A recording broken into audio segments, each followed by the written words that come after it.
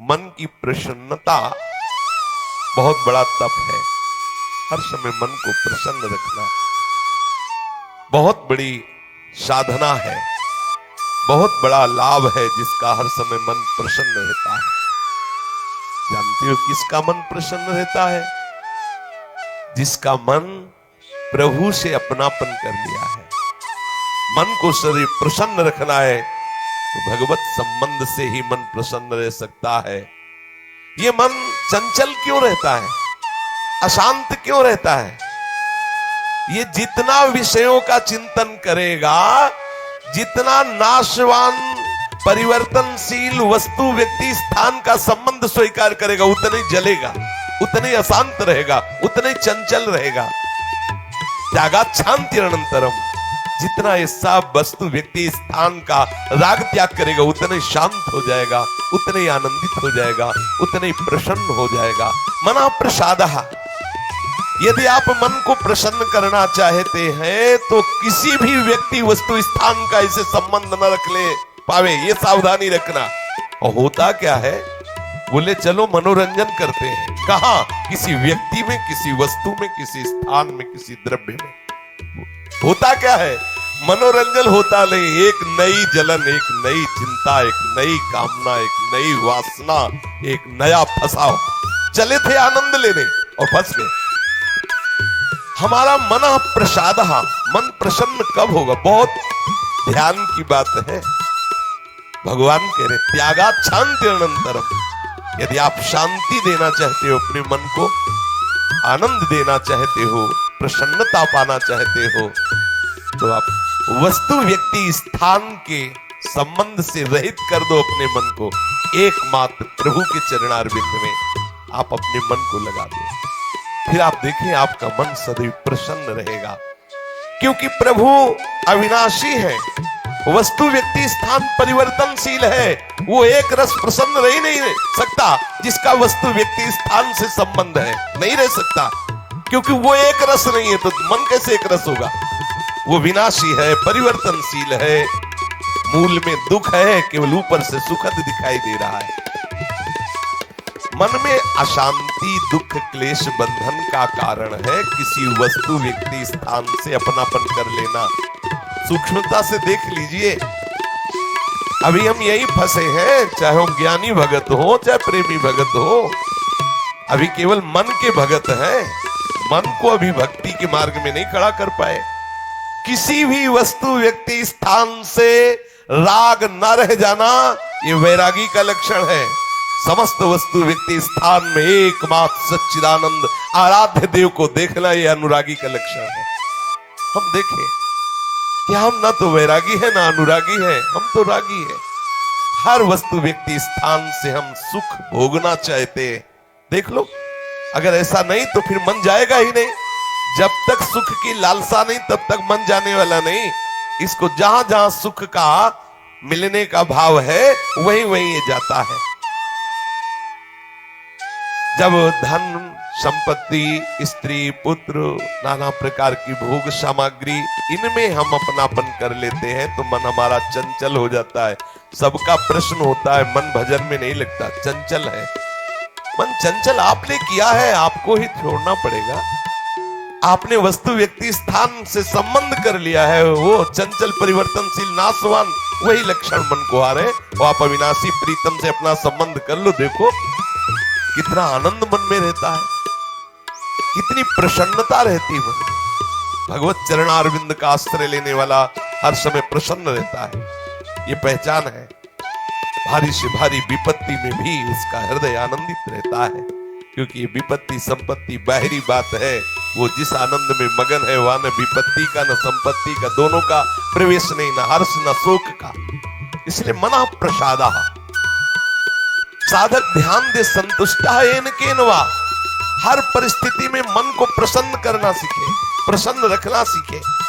परिस्थिति में प्रसन्न तभी रह सकते हैं जब भगवत चरणारविंद का आश्रय नहीं। कभी परिस्थितियां किसी को चैन नहीं लेने देती, कभी सहयोग, कभी वियोग, कभी हर्ष, कभी शोक, कभी अनुकूल, कभी प्रतिकूल, कभी मान, कभी अपमान। इसी द्वंद में हम पिसते रहते हैं।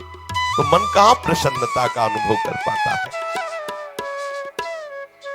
मन की प्रसन्नता के लिए सांसारिक वस्तु, व्यक्ति, परिस्थिति, देश काल, घटना आदि को लेकर के हम अपनापन, अहम करके उसे ना माने।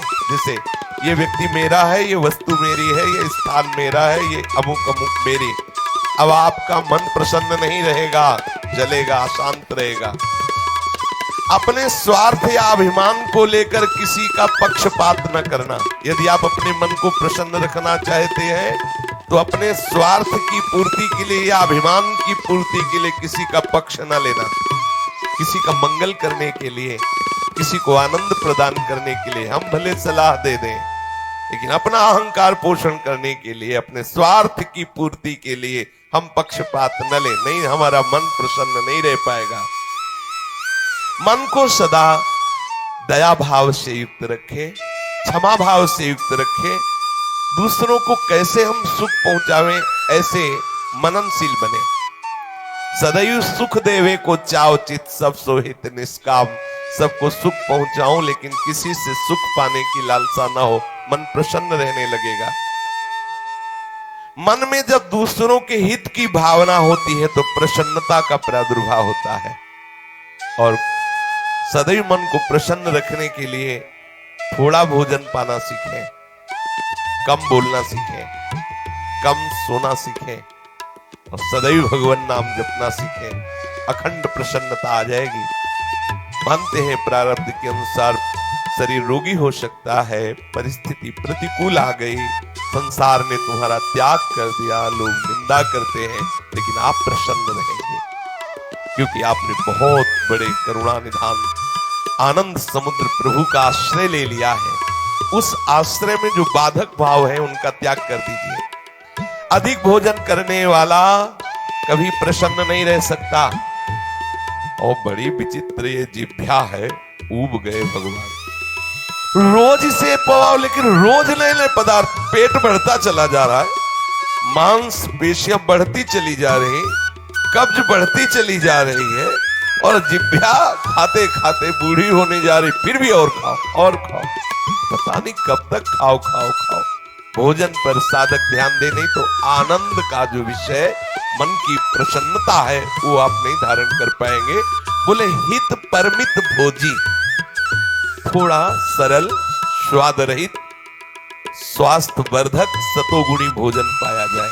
स्वाद रहित भोजन बहुत आवश्यक है भजन मार्ग में, बहुत आवश्यक। ये अधिक मीठा, चटपटा, खट्टा, ये वो सब कामोत्तेजना पैदा करता है, कब्ज बनाता है, मन को चंचल करता है। कई तरह के भयानक ऐसे दोष जो हमारी साधना में हानिकारक है। पक्का समझ लीजिए, ये अनुभूत बात कहते हैं।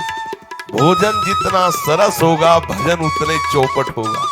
पक्का समझ लो, ये भोजन बहुत घातक वस्तु है, बहुत घातक वस्तु है। साधक इस बात पर ध्यान दे, ये भोजन हमें मारे डाल रहा है। हमारा जीवन भगवत प्राप्ति के लिए, और ये आज पा लिया, वो पा लिया, ये गुलाब जामुन, ये लड्डू, ये वो, बस बुद्धि में विचलता, भगवत चिंतन रहित और नाना प्रकार की वासनात्मक खेल की कामनाएं, कल्पनाएं, ये भोजन के कारण। बहुत आवश्यक है भोजन सुधारना। भोजन नींव है परमार्थ की। जैसा खाओ अन्न वैसा बने मन। तो मन प्रसाद कैसे प्राप्त होगे, क्योंकि आपका भोजन ठीक नहीं है। बहुत सावधान, बहुत सात्विक और नियमित परमित भोजन हमें मन प्रसादा स्थिति में निश्चित निश्चित प्रतिष्ठित कर देगा। दूसरा, नित्य में एकांत सेवी। उपासक को चाहिए कि कम लोगों से मिलने का स्वभाव बनाए। सत्संग सुना या गुरुजनों के पास बैठकर जो प्रश्न उत्तर हुए, बस चुपचाप एकांतवास करने का अभ्यास होना चाहिए। हर समय हम किसी से बात करते रहे, हर समय हम किसी से मिले रहे, हर समय कोई हमारे समीप रहे, तो हमारी अंतर्मुखता नहीं हो। भले वो हमसे बात न करे, लेकिन हमारी अंतर्मुख वृत्ति में वो बाधक हो जाएगा। इसलिए साधक को चाहिए को एकांत सेवी बनने का स्वभाव बनाए, ज्यादा किसी से बात नहीं कर। वैसे बात करने का नियम तभी रखना चाहिए जब कोई आपसे प्रश्न करे और प्रश्न का उत्तर आवश्यक है देना, उत्तर देने से उसका मंगल होगा तो ही बात करें, नहीं ना करें। बहुत कम जीवन है हमारा, बहुत कम समय है। हम अगर व्यवहार प्रपंच की सत्ता को सत्य मान कर केवल यही हमारा कर्तव्य है, यही ऐसा व्यवहार का निर्वाह करना, तो हम भगवत साक्षात्कार कब करेंगे? कब हमारे हृदय में वो अखंड प्रसन्नता, कब हमारे हृदय में वो अखंड विकलता भगवत साक्षात्कार की होगी? और बोले वाणी से हितकर मृदु वचन बोले, एकांत सेवन करे और नींद भी एक नियमानुसार करे। स्वल्प निद्रा विहारा, स्वल्प सोने का समय बनाए। 24 घंटे में 5 घंटे बहुत है शयन करना, बहुत है, मतलब बहुत हो गया 5 घंटे। 6 घंटे तो उनको जो बहुत शारीरिक श्रम करते हैं, 7 घंटे मतलब खत्म। अब इसके आगे साधक शब्द नहीं लगेगा। 6 घंटे तक तो मतलब बहुत हो गया कि बहुत श्रम करता है, इसलिए ठीक है। 7 घंटे मतलब प्रमाद स्थिति आ गई, 7 के बाद तो प्रणाम है, फिर तो कोई बात ही नहीं। अब आप देख लो किस श्रेणी में आप हैं। उत्तम साधक 4 घंटे में हो जाता है, ठीक है। 5 घंटे पर्याप्त है। और जिनको बहुत शारीरिक श्रम होता है वो 6 घंटे, और कुछ तो ऐसे होते हैं कि हर घंटे में झपकी, हर घंटे में आनंद। हाँ, समाधि भाव को, निद्रा समाधि स्थिति, व्यास भरोसे कुंवर के सोत पाओ प्रसाद। सत्संग हो रहा है, थोड़ी ढिलाई हुई, बस गए, समाधि में गए बिल्कुल। हाँ, मक्खी बन बनाए चाहे मच्छर बन बनाए चाहे महात्मा बन बनाए, कोई फर्क नहीं पड़ता। अब निद्रा समाधि स्थिति, आओ समाधि भीतर। स्वामी हरदास जी कहते, मनी उतना डुलाओ, आओ समाधि आ गए। तो थोड़ा सावधान करे। स्वल्प निद्रा विहारा, और घूमने फिरने का भी एक नियम होना चाहिए। आपकी दिनचर्या एक नियमित होनी चाहिए। यदि आप नियम के अनुसार भोजन, नियम के अनुसार शयन, नियम के अनुसार घूमना और नियम के अनुसार बोलना चालना रखेंगे नियम से, तो आपका मन बहुत शीघ्र भगवत चरणारविंद में लग जाएगा। भगवत चिंतन से मन में प्रसन्नता आ जाती है। यदि आप ऐसा करेंगे तो आपका मन सदैव प्रसन्न रहेगा।